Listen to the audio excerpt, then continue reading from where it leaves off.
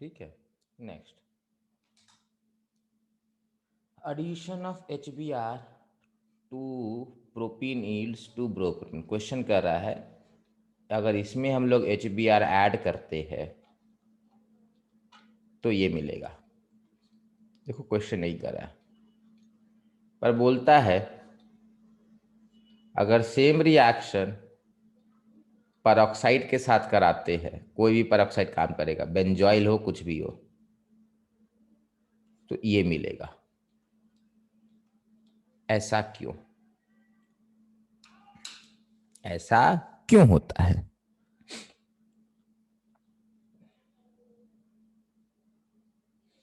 देखो बेटा, मैंने मैकेनिज्म कराया था, परऑक्साइड में जाकर देखिए मैकेनिज्म कराए थे, वही चीज पूछ रहा है। आपको सेकंड वाले का मैकेनिज्म देना है। HBr का एडिशन परऑक्साइड के साथ कैसे होता है वो बताना था।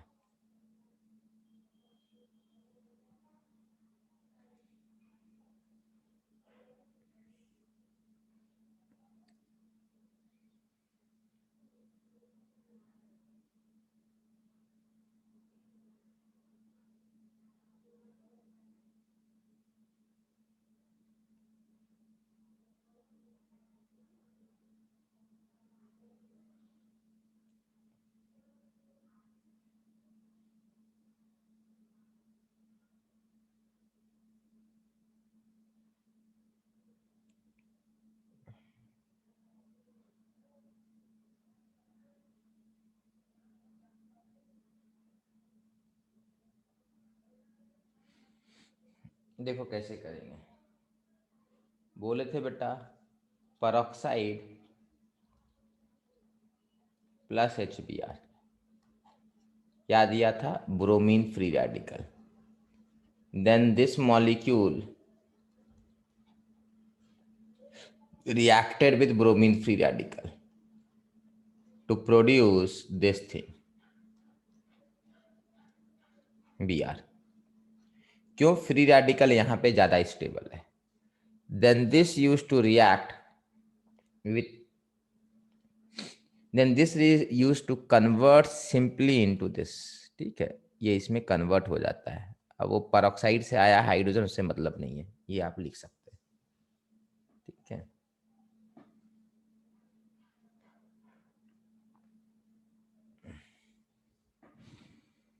ये हम लोगों ने परऑक्साइड का मैकेनिज्म देखा था। ऐसा क्यों हुआ? क्योंकि फ्री रेडिकल बेटा सेकंड डिग्री फ्री रेडिकल ज्यादा स्टेबल है।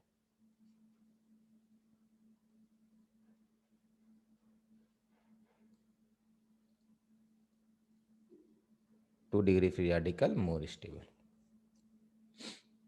नेक्स्ट, ये बहुत सुंदर क्वेश्चन है। Write down the product of ozonolysis of 1,2 dimethyl benzene.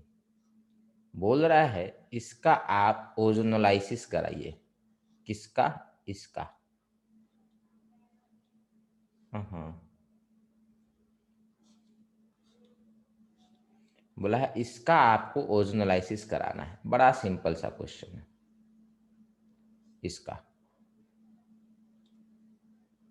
इसका ओजोनोलाइसिस करवाइए।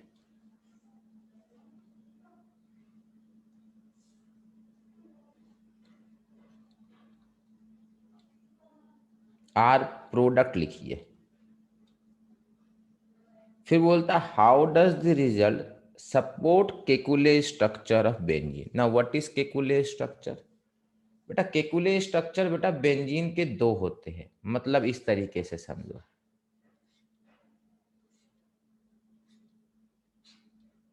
सेम स्ट्रक्चर है बेंजीन का, बट डबल बॉन्ड इस बार यहां पर होगा। डबल बॉन्ड इस बार यहां पर होगा। नेक्स्ट, अब समझो बात को। आप कौन सा स्ट्रक्चर सही मानोगे? This is Kekule structure 1, this is Kekule structure 2। Benzene के दो केकुले स्ट्रक्चर हो सकते हैं। अब जरा ये मुझे समझाइए कौन सा स्ट्रक्चर सही है। अगर इसको सही मानेंगे तो ओजोनोलाइसिस में क्या मिलेगा वो पता कीजिए। ओजोनोलाइसिस मतलब बेटा जिंक के साथ है, नहीं बताएगा तो जिंक मान के चलिएगा। ठीक है, एनसीईआरटी में एक ही तरह का ओजोनोलाइसिस है, दैट इज विद जिंक। ठीक है, सिंपल ओजोनोलाइसिस का ये मतलब जिंक के साथ है। अब जरा ध्यान से सोचिए, अगर आप ऊपर वाले का सही स्ट्रक्चर मानिएगा तो प्रोडक्ट यहां से आपको यहां से और यहां से मिलेगा, और नीचे वाले का मान के चलिएगा तो ये और ये मिलेगा। देखिए दोनों प्रोडक्ट एक नहीं है, प्रोडक्ट में हल्का अंतर है। तो सबसे पहले आप सारे प्रोडक्ट बनाइए। तो पहले यहां पर ये वाला प्रोडक्ट ए बनाइए, तो आपको ये बनना चाहिए।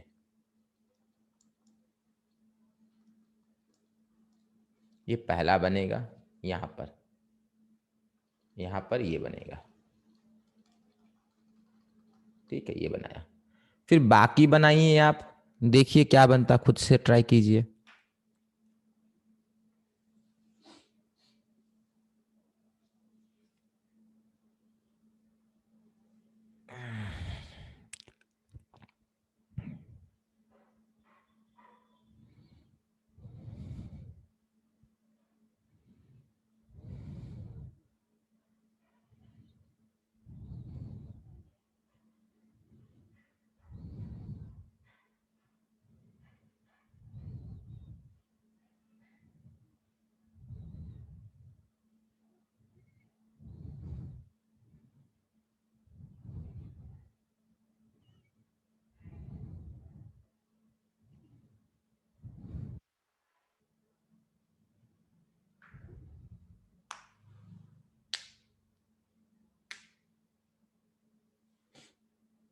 देखिए मेरे हिसाब से फिर ये बनेगा।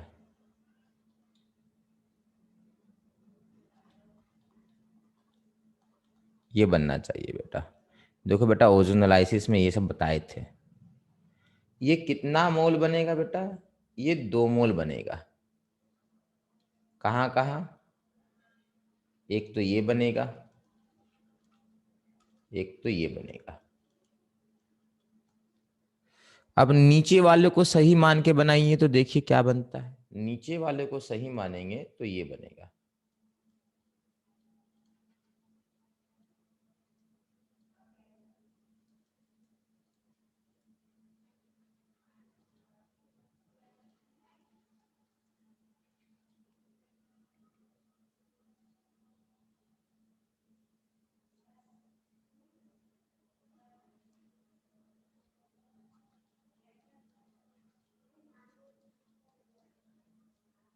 देखिए बेटा ये बनाना आना चाहिए।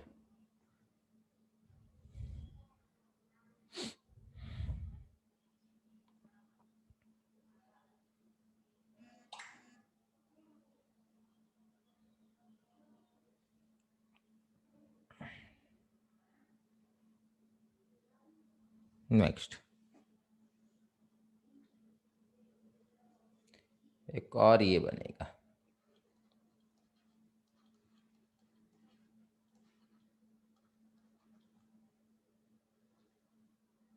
2 मोल ये बनेगा बेटा, नोटिस कीजिए ये 2 मोल बनेगा।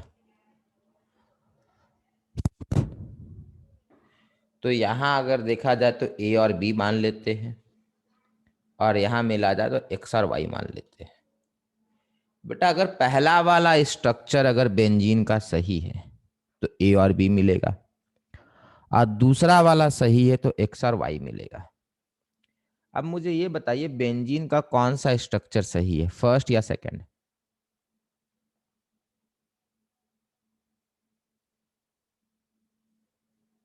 बोलेंगे बेटा?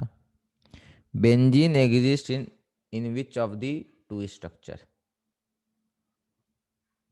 या जो भी मॉलिक्यूल इन दोनों में से कौन से स्ट्रक्चर में एग्जिस्ट करता है?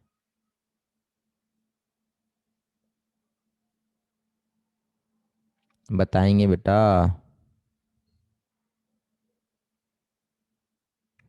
सब सो गए क्या?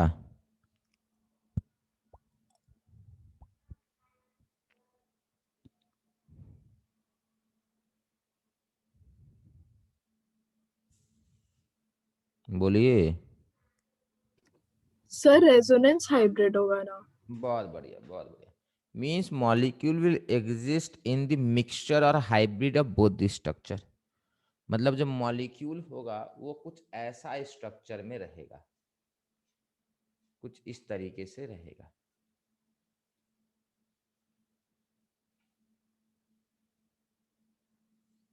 मतलब यहाँ भी डबल बॉन्ड होगा, यहाँ भी होगा। मतलब क्या लगता है, ए बी मिलेगा, एक्स वाई मिलेगा, या A B X and Y चारों मिलेंगे बेटा? जब ओजोनोलाइसिस करेंगे तो ए बी और एक्स वाई और all four will be obtained.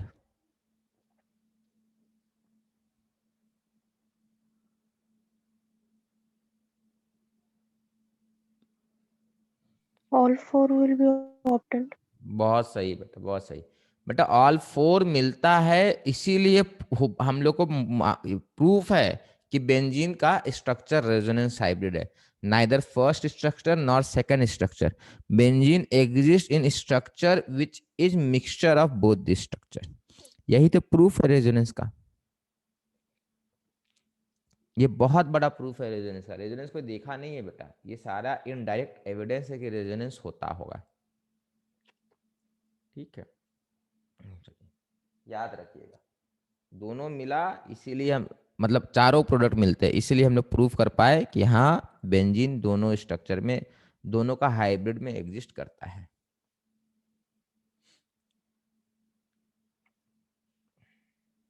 चलिए, ये बहुत अच्छा क्वेश्चन है। ठीक है बेटा, ये इनडायरेक्ट प्रूफ है एक। नेक्स्ट,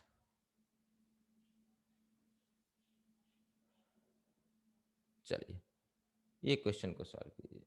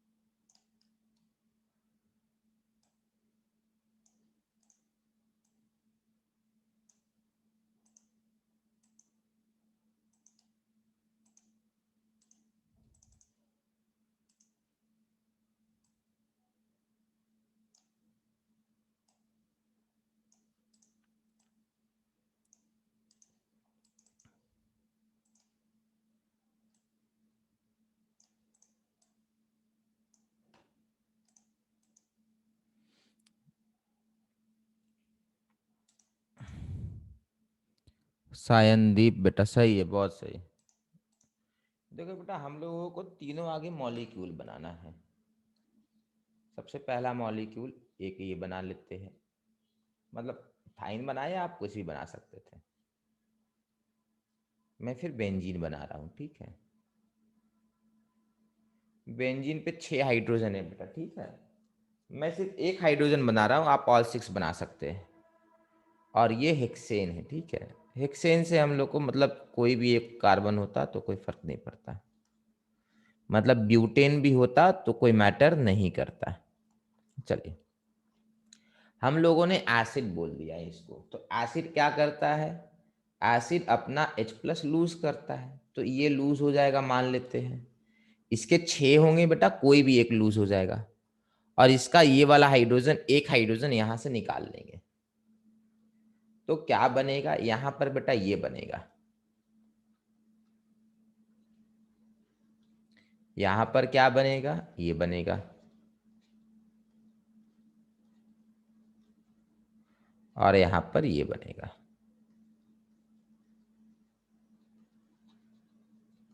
अब बेटा आपको हाइब्रिडाइजेशन के बारे में सोचना है। इन सबको क्या बोलते हैं बेटा, इन सबको हम लोग पहले भी डिस्कस कर रखे, इन सबको हम लोग कॉन्जुगेट बेस बोलते हैं। यहां से ये आया ना -H+ किए, तो this will be called conjugate base short में। यहां से ये आया कैसे, -H+ करके, यहां से ये आया किस तरीके से, -H+ करके। तो ऑल थ्री आर बेटा क्या, conjugate base, all three are what, conjugate base, all three are conjugate base.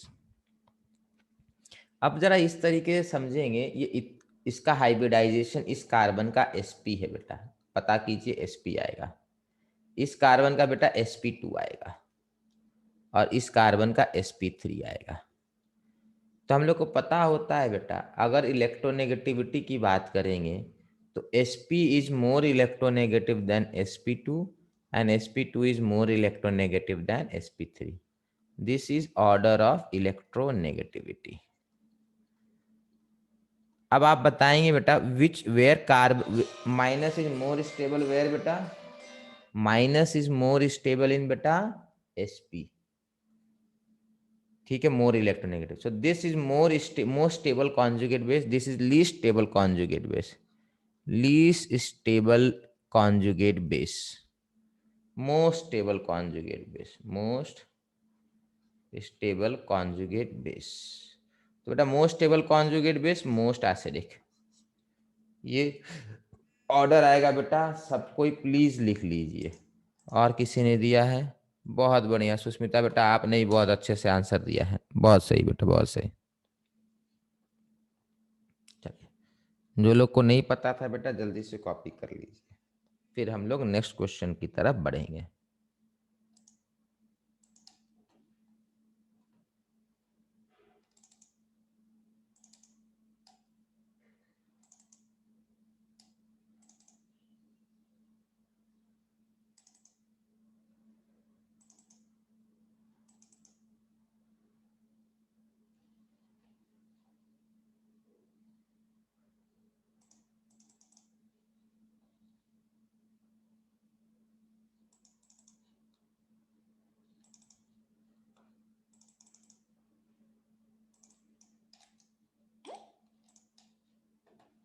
चलिए नेक्स्ट क्वेश्चन की तरफ बढ़ा जाए।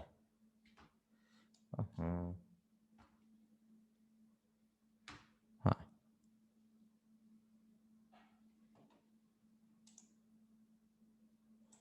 चलिए अच्छा क्वेश्चन है, थोड़ा ट्राई कीजिए, सोचिए। आगे बेंजीन को ड्रॉ कीजिए, इलेक्ट्रोफाइल को ड्रॉ कीजिए, न्यूक्लियोफाइल को ड्रॉ कीजिए, बैठे मत रहिए, ठीक है।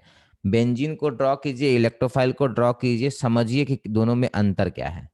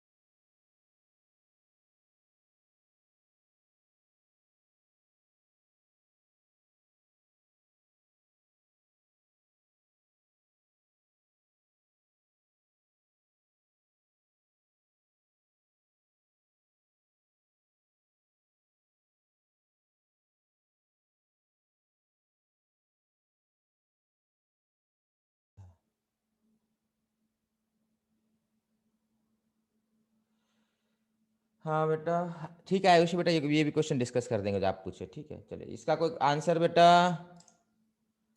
अरे देखो, न्यूक्लियोफाइल क्या होता है बेटा? Cl minus is nucleophile, Cl minus is nucleophile and Cl plus is electrophile. तो देखो होता क्या है बेंजीन में, ये चीज होती है बेटा, ये वाला रिएक्शन की बात कर रहा है। सब्स्टिट्यूशन मतलब H जाएगा और Cl आएगा।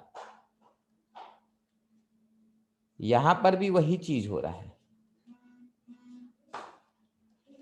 यहां पर भी वही चीज हो रहा है, H जाएगा और Cl आएगा, बट यहाँ पे Cl plus replaces H plus, Cl plus replaces H plus, Cl plus will replace H plus. यहाँ बेटा Cl माइनस है, तो अब ध्यान से समझेंगे, this is called nucleophile, this is called electrophile. Question पूछ रहा है कि electrophile can substitute hydrogen in benzene but not nucleophile. क्यों नहीं बेटा, समझो बात को। यहां पर ये पाई इलेक्ट्रॉन क्लाउड है, this pi electron cloud will not allow chlorine minus to come near to it. देखो बेंजीन बेटा ऐसा होता है, हम लोग चेक कर चुके हैं, उसमें कैसा होता है बेंजीन, बेंजीन में पाई का इलेक्ट्रॉन क्लाउड होता है। याद कीजिए, पाई का इलेक्ट्रॉन क्लाउड था ना बेटा बेंजीन में, इस तरीके से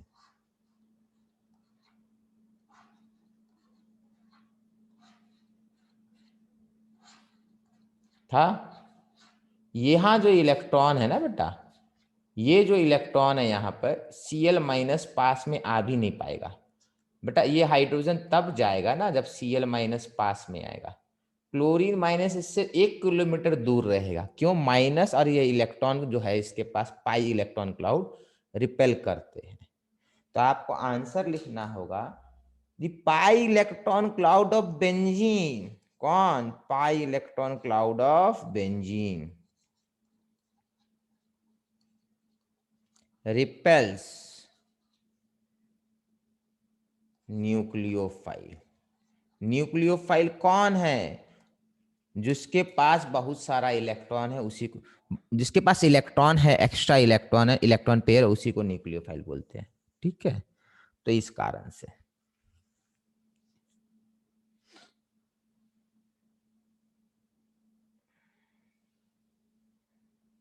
चलिए, सिंपल सा क्वेश्चन था ये, बड़ा समय दिए थे, कॉपी कर लिए होंगे, ठीक है। How will you convert following compound into benzene? How will you convert following compound into benzene? सबसे पहले आपको इसको कन्वर्ट करने बोला, इसको। आप अगर ये याद नहीं है बेटा, तो भाई बेटा याद रखिए, ये कोई रिएक्शन हम लोग लिखे हैं, थ्योरी में ही लिखे हैं, देखिएगा। कोई बताएगा यहाँ पे क्या रहेगा, यूज होगा? थ्योरी में लिखे है बेटा, रेड हॉट आयरन ट्यूब। इसमें रेड हॉट आयरन ट्यूब से पास करना है। When ethyne get pass through red hot iron tube we get benzene. फिर इथीन से बोला है, ये रिएक्शन थ्योरी में नहीं हुआ, ये आपको दिमाग से करना है। दिमाग से कैसे करेंगे? दिमाग से ऐसे करेंगे कि इसको इसमें कन्वर्ट करेंगे, इसको इसमें कन्वर्ट करेंगे। कैसे करेंगे देखिए, सबसे पहले इसमें Br2 ऐड कर देंगे, Br2 इन CCl4। प्रैक्टिस से याद है Br2 इन CCl4 क्या करता है? Br2 इन CCl4 ये काम करेगा, ऊपर भी Br, लेफ्ट में भी Br, राइट में भी Br, यहां भी Br, यहां भी Br लगाएगा। फिर हम लोग NaNH2 ले लेंगे। NaNH2 क्या करेगा? इसको इथाइन में बदलेगा, ये बन जाएगा। अब ये बना के क्या हुआ, ये बनाने से बेटा ये देखो सेम चीज है ना, तो इसके बाद आप रेड हॉट आयरन ट्यूब दे दीजिएगा, रेड हॉट Fe, तो ये बेंजीन बन जाएगा, ये बेंजीन बन जाएगा।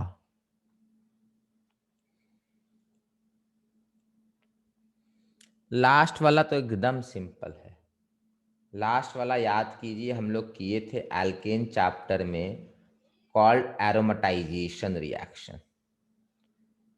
क्या यूज करेंगे, Cr2O3 और V2O5, इससे पास कीजिएगा तो बेंजीन बन जाता था। देखिए बेटा ये वाला एरोमेटाइजेशन रिएक्शन हुआ था एल्केन में, एरोमेटाइजेशन,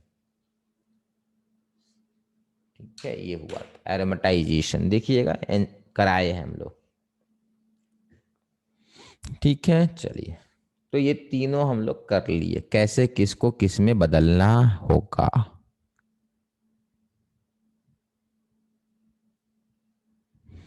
आगे बढ़े,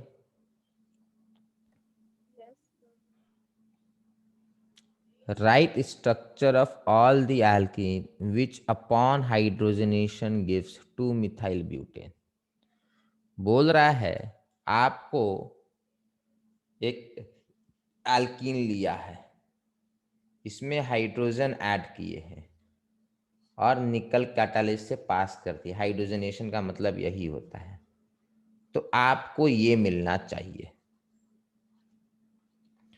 तो क्वेश्चन पूछ रहा है कि एल्कीन कौन सा था, तो करना क्या है, कोई भी एल्कीन बना सकते हैं। नंबर 1, अगर हम लोग ये बनाते हैं ये,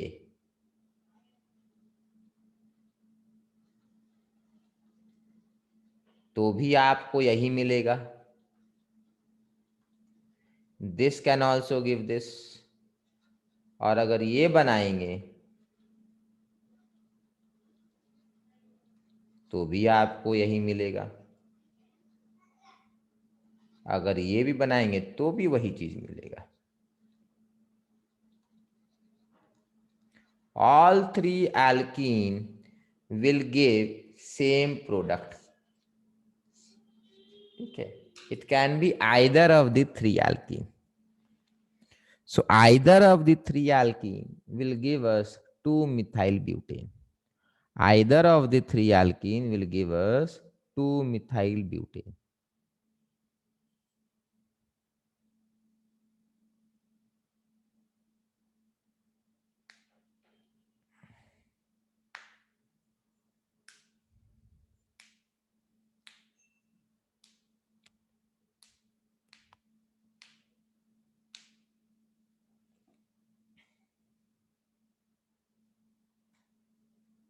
Next, arrange the following set of compound in of their decreasing relative reactivity with an electrophile।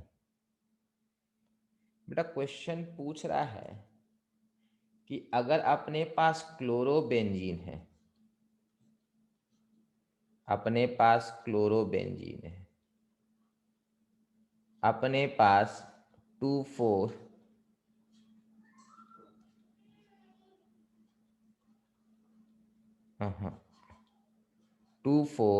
डाइनाइट्रोक्लोरोबेंजीन है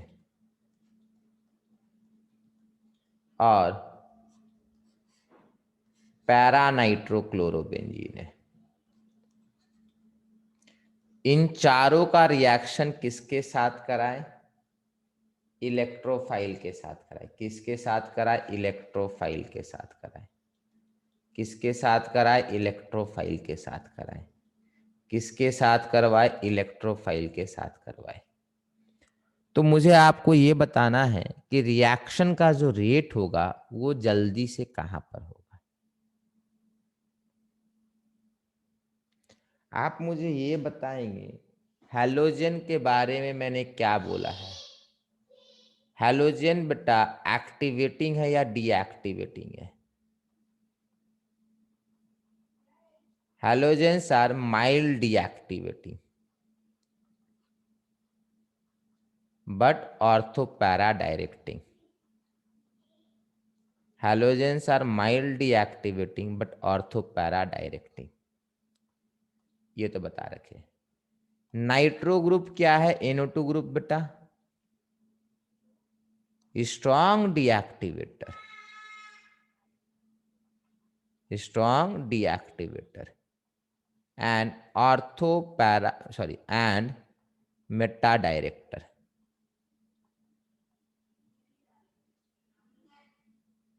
तो समझो बात को, मॉलिक्यूल ए और बी दोनों में अंतर क्या है? NO2 ग्रुप का अंतर है और इसमें एक सिंगल NO2 है। ये NO2 ग्रुप करता क्या है? इलेक्ट्रॉन को बेंजीन रिंग से बाहर निकालता है, इलेक्ट्रॉन को बेंजीन रिंग से बाहर निकालता है। अगर इलेक्ट्रॉन बेंजीन रिंग से बाहर निकल गया, अगर इलेक्ट्रॉन बेंजीन रिंग से बाहर निकल आता है तो ये इलेक्ट्रोफाइल का प्लस चार्ज, इलेक्ट्रॉन यहां से बाहर चला गया, रिंग ने बाहर पुल, NO2 ने बाहर पुल कर लिया। तो बेटा दिस इलेक्ट्रोफाइल को यहां पर इलेक्ट्रॉन डेंसिटी बेटा कम दिखेगा। This electrophile will see a lesser electron density. ये जो इलेक्ट्रोफाइल है इसको यहां पर इलेक्ट्रॉन डेंसिटी कम दिखेगा। तो this will be more attracted electrophile और less attracted by benzene ring बेटा।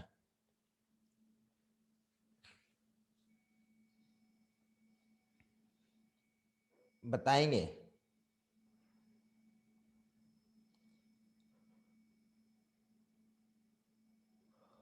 बोलिए।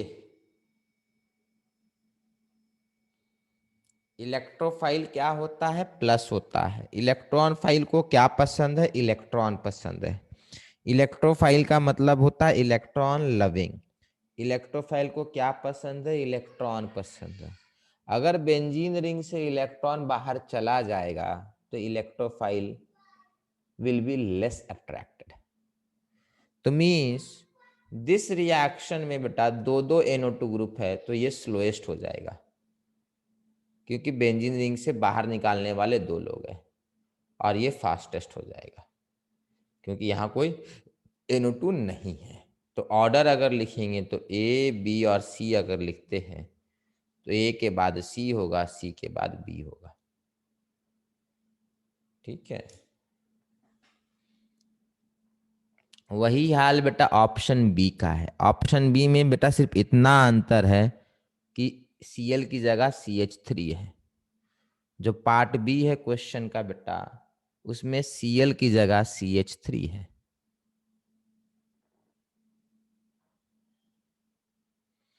चलिए इसको इरेज करते हैं। नेक्स्ट, सबसे पहले है टॉलवीन। टॉलवीन मतलब CH3, टॉलवीन मतलब CH3। सेकंड है ये बेटा CH3 और पैरा पे NO2। थर्ड है ये बेटा CH3 क्या था? CH3 बेटा माइल्ड एक्टिवेटर है, mild activator and ortho para director. तो बेटा यहां पर समझो अगर ये X है, ये Y है, ये Z है, तो इसका तो दो दो लोग ने इलेक्ट्रॉन बाहर निकाल लिया। इसका ये बाहर निकालता है और ये अंदर डालता है, और इसका ये सिर्फ अंदर डाल रहा है। तो इलेक्ट्रोफाइल ने बेटा इलेक्ट्रॉन डेंसिटी सबसे ज्यादा कौन से रिंग में है? ये रिंग मोस्ट इलेक्ट्रॉन रिच हो जाएगा, most electron rich. Least, sorry ये हो जाएगा least electron rich, least electron rich ये हो जाएगा। तो अगर ऑर्डर की बात करेंगे बेटा तो मोस्ट इलेक्ट्रॉन रिच, फिर Y, फिर Z, ये ऑर्डर आएगा। ऐसा कुछ होना चाहिए, X greater than Y greater than Z। X greater than Y greater than Z, ये ऑर्डर ऑफ रिएक्टिविटी होगा किसके। सर हाँ बेटा, सर माइल्ड एक्टिवेटर है मतलब? बेटा स्ट्रॉन्ग एक्टिवेटर मतलब बहुत ज्यादा इलेक्ट्रॉन देता है बेंजीन को, और माइल्ड एक्टिवेटर का मतलब थोड़ा सा इलेक्ट्रॉन देता है। Okay sir. एक्टिवेटर का मतलब इलेक्ट्रॉन डेंसिटी को अपना, बेंजीन को अपना इलेक्ट्रॉन देता है, इलेक्ट्रॉन डेंसिटी को इंक्रीज कर देगा बेंजीन के अंदर। चलिए नेक्स्ट, फिर से सेम क्वेश्चन है बेटा।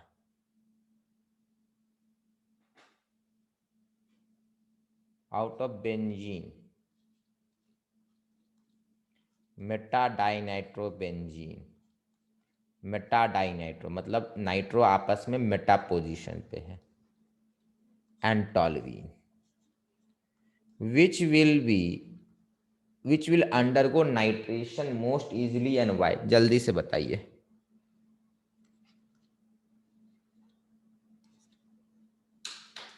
आप बता देना है बेटा, दो दो क्वेश्चन ऐसे डिस्कस हो गया है।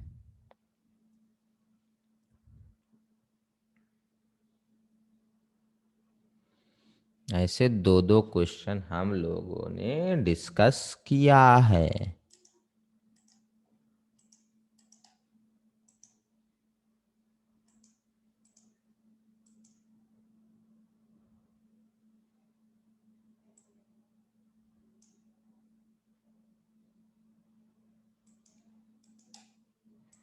अरे बताइए।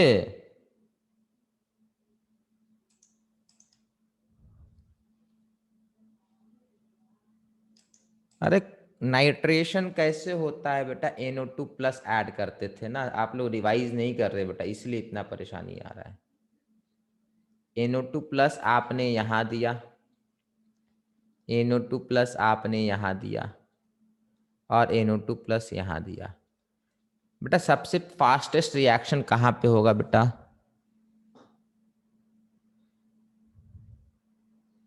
बोलिए।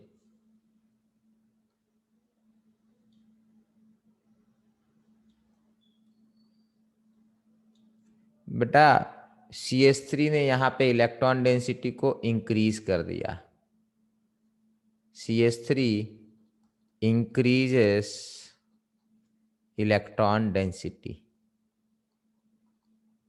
इनसाइड बेंजीन रिंग,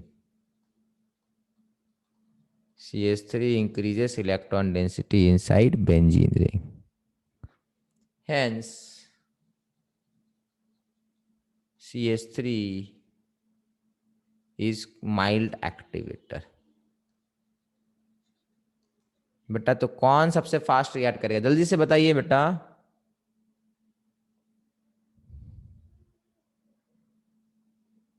अरे इजी है, फिर ही बताइए। Which will react the fastest?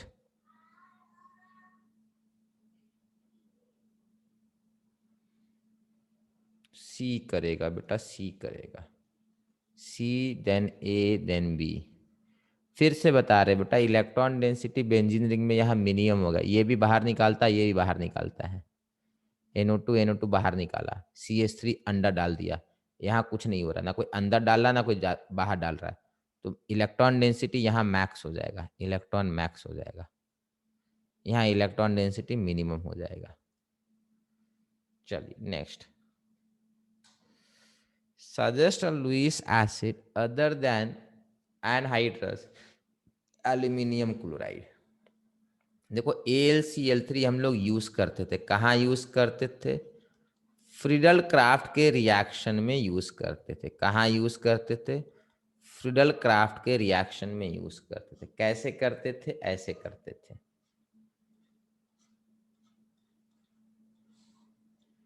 CH3Cl AlCl3, ये भी यूज कर सकते थे, तो हम लोग को ये मिलता था।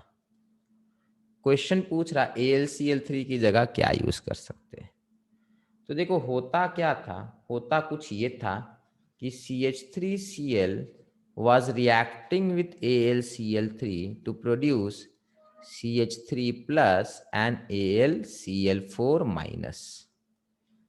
एल्यूमिनियम के पास वेकेंट इलेक्ट्रॉन ऑर्बिटल था, इसीलिए Cl माइनस को एक्सेप्ट कर रहा था। हम लोग और क्या यूज कर सकते हैं? तो हम लोग FeCl3 भी यूज कर सकते हैं। तो बनेगा CH3 plus and FeCl4 minus. तो we can use another Lewis acid such as FeCl3। FeCl3 में क्या खाली है? FeCl3 में वेकेंट d ऑर्बिटल खाली है। क्या खाली है? वेकेंट d ऑर्बिटल खाली है।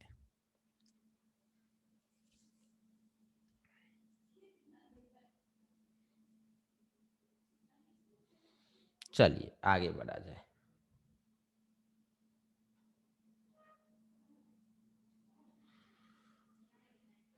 Why is Wood's reaction not preferred for preparation of alkanes containing odd number of carbon atom? Illustrate your example answer by taking one example. तो सीधा सा लिखना है कि Wood's reaction prepares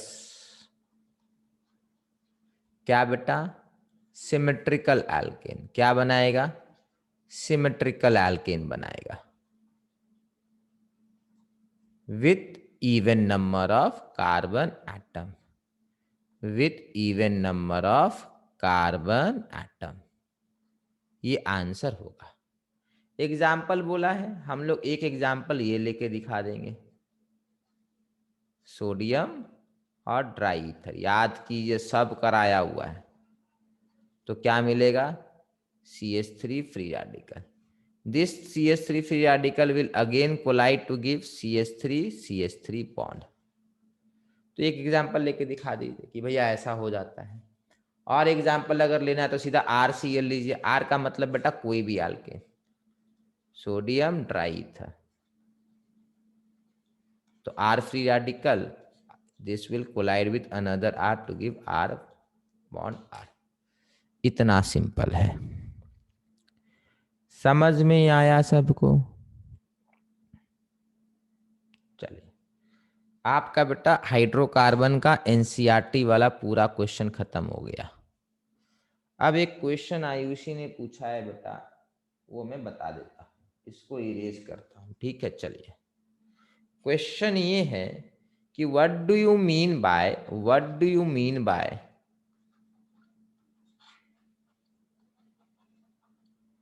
30 volume of H2O2? ये क्या मतलब होता है? या volume strength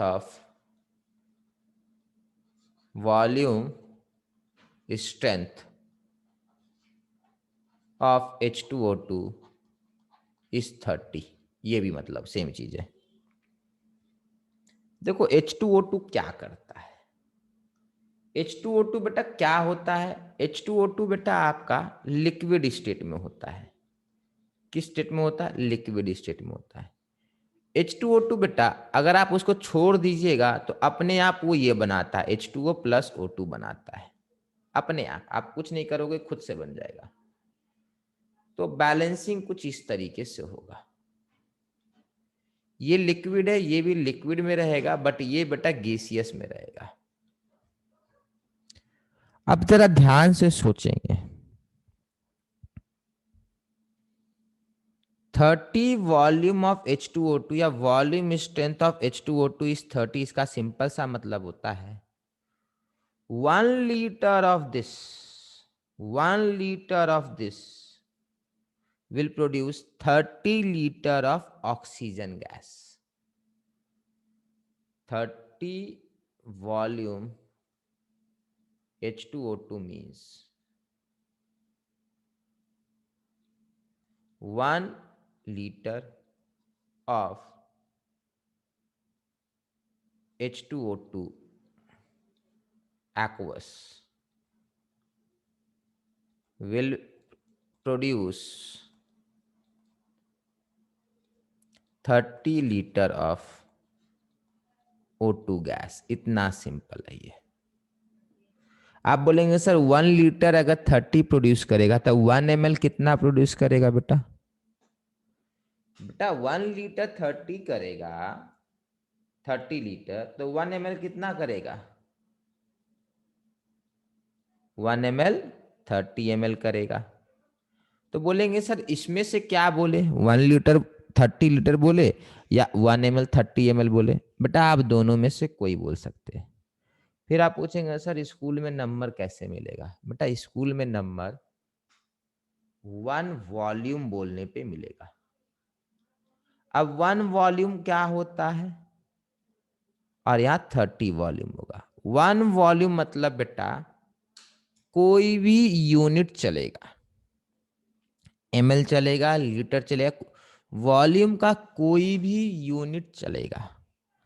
30 volume H2O2 means 1 volume H2O2 aqueous will produce 30 volume of oxygen gas।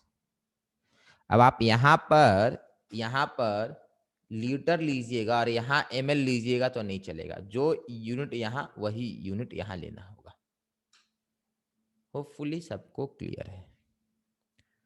अब बोलेंगे सर नॉर्मल जो कंसंट्रेशन होता है वो तो हम लोग मोलैरिटी में एक्सप्रेस करते थे, वो तो हम लोग मोलैरिटी में या नॉर्मेलिटी में एक्सप्रेस करते थे। तो देखो molarity is equal to volume strength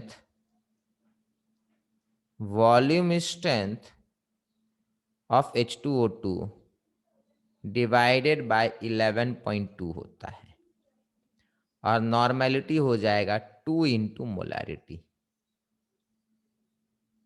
मतलब वॉल्यूम स्ट्रेंथ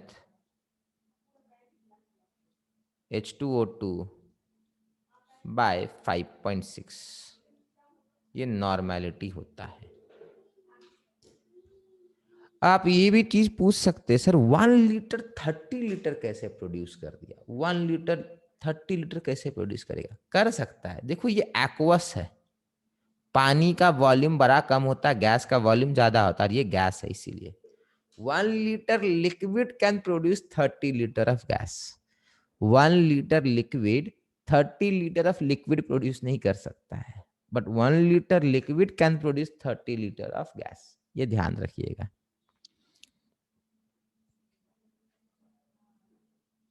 समझ में आया है उसी बेटा? Yes, sir. ठीक है, चलिए। मोलैरिटी नॉर्मेलिटी से हम लोग कंसंट्रेशन एक्सप्रेस किया करते थे, वॉल्यूम स्ट्रेंथ से हम लोग H2O2 का कंसंट्रेशन एक्सप्रेस करते हैं, सिर्फ H2O2 का।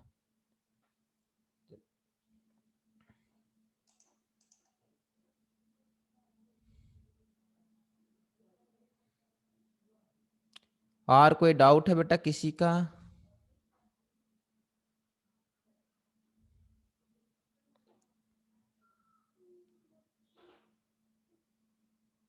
और कोई डाउट किसी का?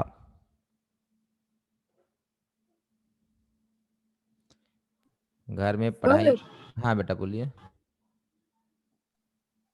सर जो वॉल्यूम वाला क्वेश्चन है उससे मैच द फॉलोइंग आया था, मतलब टेस्ट में, तो ना उसमें कॉलम 1 में 10 वॉल्यूम ऑफ H2O2 था, 20 volume of H2O2, 30 volume H2O2 और 100 वॉल्यूम H2O2।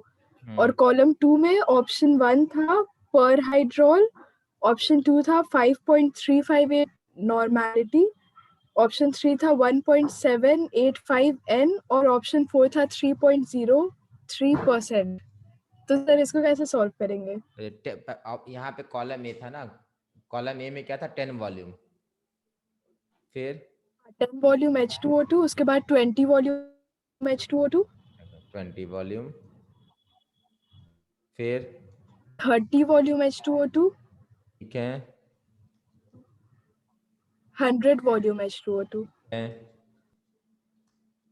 चलिए कॉलम 2 में सर पर हाइड्रोल ठीक है, नेक्स्ट 5.358 N। हाँ नॉर्मेलिटी 5.35 नॉर्मेलिटी, ठीक है नेक्स्ट 1.785 N। नागालैंड या मणिपुर बेटा? सर नागालैंड। ठीक है, नागालैंड। ठीक है, नेक्स्ट। 3.03%। 3.03%। अच्छा देखो बेटा, एक होता है ये स्ट्रेंथ है, ठीक है, ये स्ट्रेंथ है, स्ट्रेंथ भी एक होता है। देखो एक तो किया हम लोग molarity is equal to volume strength by 11.2, normality is equal to volume strength by 5.6, ये H2O2 का है। एक होता है percentage strength, percentage strength is equal to volume by 11.2 into 34, ठीक है, ये कर सकते हैं। ग्राम पर लीटर होता है, ठीक है, दैट इज ग्राम पर लीटर। ठीक है, चलिए शुरू करते हैं। तो सबसे पहले हम लोग बेटा इसका हम लोग मोलैरिटी या नॉर्मेलिटी निकाल सकते हैं। इसका नॉर्मेलिटी क्या होगा बेटा? वॉल्यूम स्ट्रेंथ, नॉर्मेलिटी का फॉर्मूला ये है बेटा 5.6, normality is equal to volume strength by 5.6। तो वॉल्यूम स्ट्रेंथ तो 10 दिया हुआ था, उसको 5.6 से डिवाइड कर दिए। तो उसको 5.6 से हम डिवाइड करेंगे तो बेटा देखो एग्जैक्ट अगर आप ले आते तो ठीक है, नहीं तो बेटा काफ़ी हद तक क्लियर है कि यहाँ पे बेटा 1.78 आएगा। तो दिस गोज विद दिस, ये तो क्लियर, ठीक है, ये तो हो गया। आप बोलेंगे सर ठीक है ये तो कर लिए, इसके लिए नॉर्मेलिटी निकालिए। इसके लिए नॉर्मेलिटी निकालिएगा, किसी से मैच नहीं करेगा। इसके लिए नॉर्मेलिटी निकालिए तो नॉर्मेलिटी इज इक्वल टू 30/5.6, ये मैच करेगा बेटा, 5.35 आएगा। देखो मेंटली कैलकुलेट करते तो ये 5.6 क्या आएगा, इतना ही आएगा ना बेटा, क्योंकि 30/6 इज इक्वल टू 5, तो ये इससे मैच हो गया, ठीक है। अब 20 वॉल्यूम और 100 वॉल्यूम किससे मैच कराए? तो देखो पर हाइड्रोल नाम का एक टर्म होता है। देखो हेमीस्फीयर का नाम सुने हैं? हेमीस्फीयर का मतलब क्या होता है? हेमीस्फीयर का मतलब होता है आधा। क्या मतलब होता है? आधा।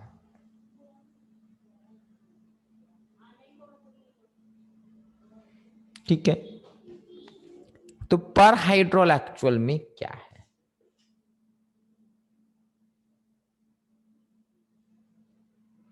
अरे हाइड्रोल नहीं होगा बेटा, हाइड्रल होना चाहिए।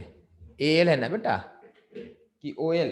अच्छा दोनों चलेगा, दोनों चलेगा, दोनों चलना चाहिए।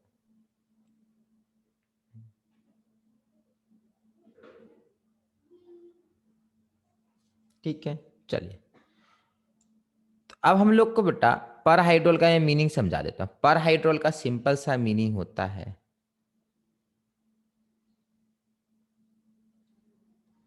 30% weight by volume of H2O2 और 9.8 मोलर H2O2। एक टर्म है, जैसे हेमी का मतलब आधा होता है, पर हाइड्रोल का मतलब ये होता है। तो पर हाइड्रोल का बेसिकली मीनिंग है बेटा 9.8 मोलर H2O2। अब यहां पर से 9.8 कहां से आएगा?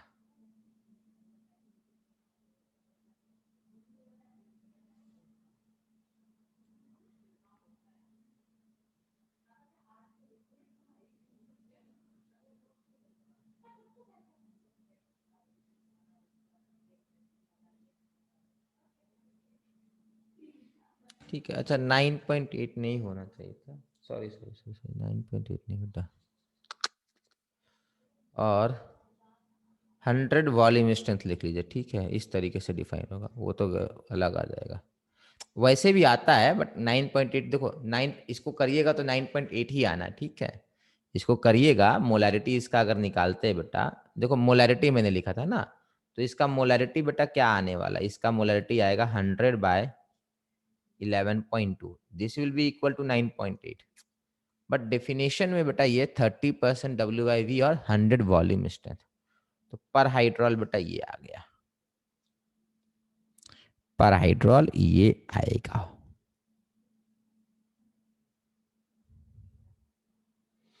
ठीक है, 10 वॉल्यूम का बेटा करिए, 10 वॉल्यूम स्ट्रेंथ का करिए बेटा, परसेंटेज स्ट्रेंथ निकालिए, देखिए अपने आप आपका आ जाएगा।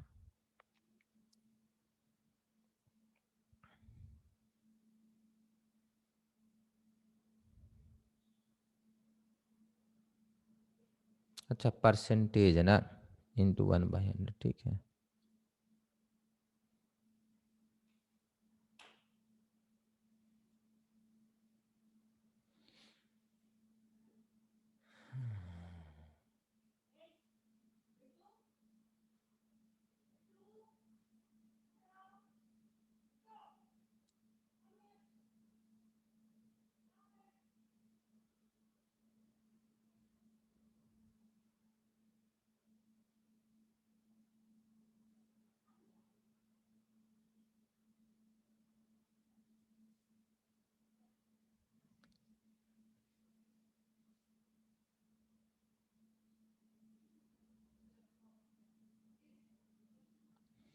ठीक है बेटा, क्लियर है ये? हाँ बेटा बोलिए। सर आंसर में 10 वॉल्यूम H2O2 के लिए ऑप्शन 4 दिया हुआ है, हाँ तो आया ना बेटा, 3.03%।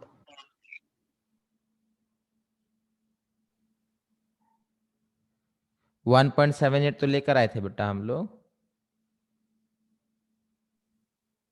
नहीं हाँ सर, आया है ना 1.78? 1.7 आया था।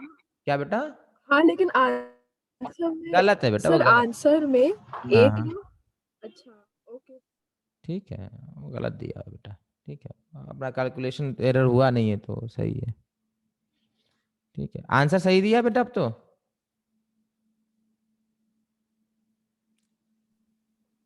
ये बेटा कैलकुलेट करके देखिए, इसका 10 वाले का यही आना है, ठीक है, यही आएगा और कुछ नहीं आ सकता है।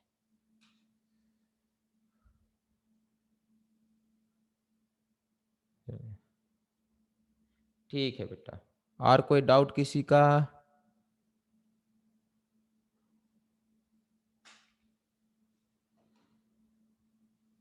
किसी का और कोई डाउट?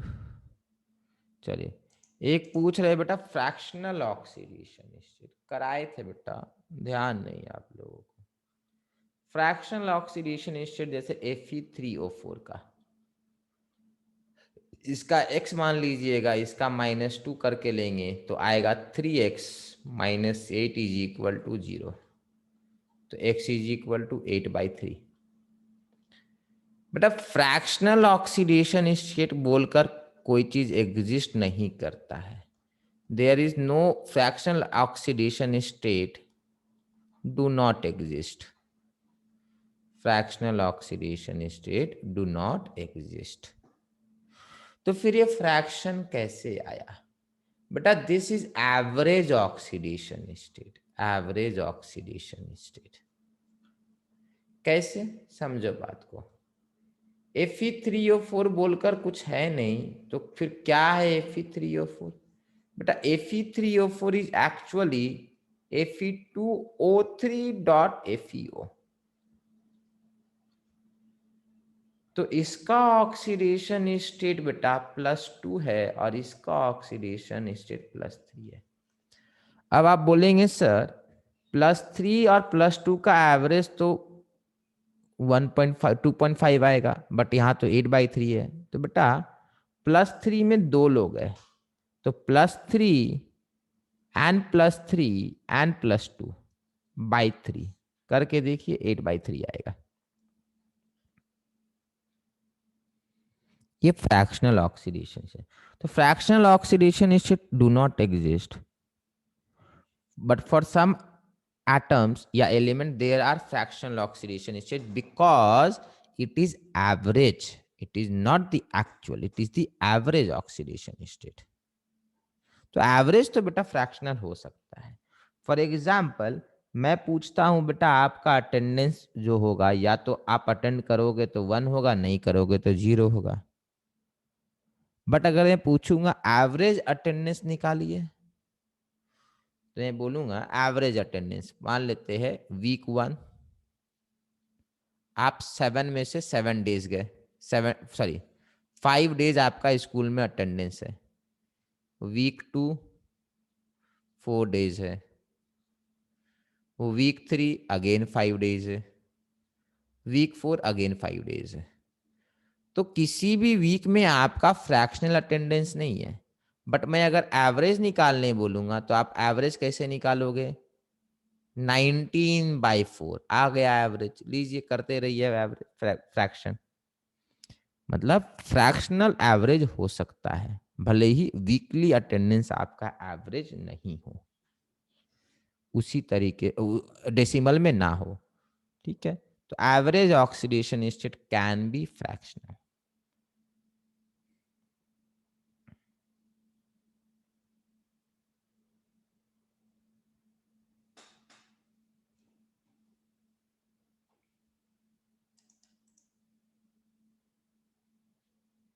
चलिए अब एक आध एग्जांपल और देख लेते हैं फ्रैक्शनल ऑक्सीडेशन स्टेट में।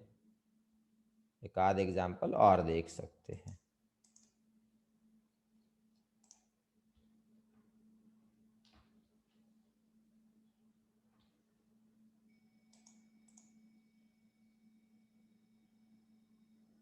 बेटा एनसीईआरटी में जितने ही मॉलिक्यूल है ना सारे का लर्न करना होगा। ठीक है, फॉर एग्जांपल C3O2,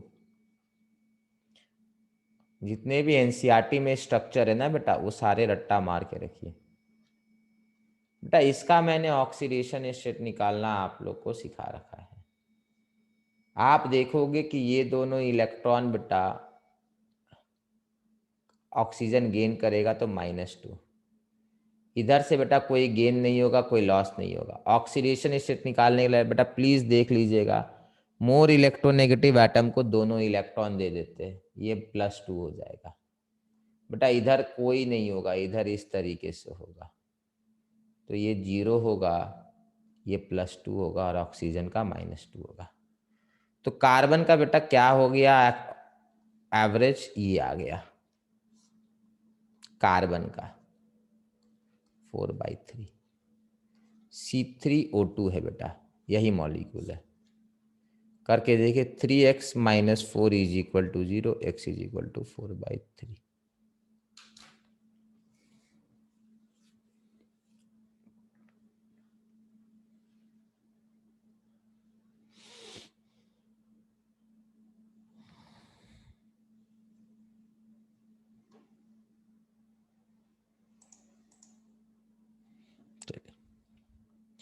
और कोई डाउट है बेटा?